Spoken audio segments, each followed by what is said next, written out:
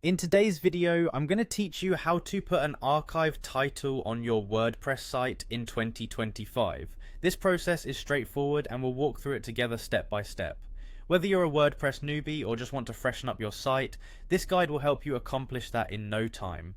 First things first, head over to wordpress.com. This is where everything begins. You'll want to make sure you're on the correct website to avoid any confusion.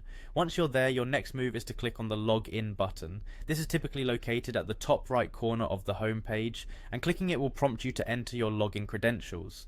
Now, you have the option to log in using your Google account, which is a convenient way to streamline access. Click on continue with Google. This method is not only efficient but also adds an extra layer of security since you don't have to remember another password. At this point, you'll be prompted to choose your Google account. Make sure it's the account linked to your WordPress site and select it to proceed. Once you're logged in, navigate to the right-hand side panel where you'll see quick links. This section is crucial because it's your shortcut to various WordPress features. Under quick links, find and click on edit site. This will take you directly to your site's dashboard, enabling you to make changes or updates effortlessly. Now that you're in the editing area, direct your attention to the top left corner where you'll see the Add button. Click this button to add a new block to your site. Blocks are integral in WordPress because they allow you to customize your content layout and design easily. In this context, they help us manage elements like titles or text blocks without hassle.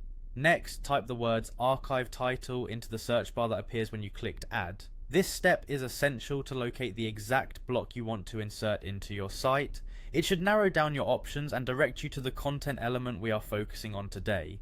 Once you see the archive title option appear, simply click on it. By adding this block, you will be able to label and organize your archived content seamlessly, enhancing the navigational experience for your site visitors. Congratulations, you've now successfully added an archive title to your WordPress site.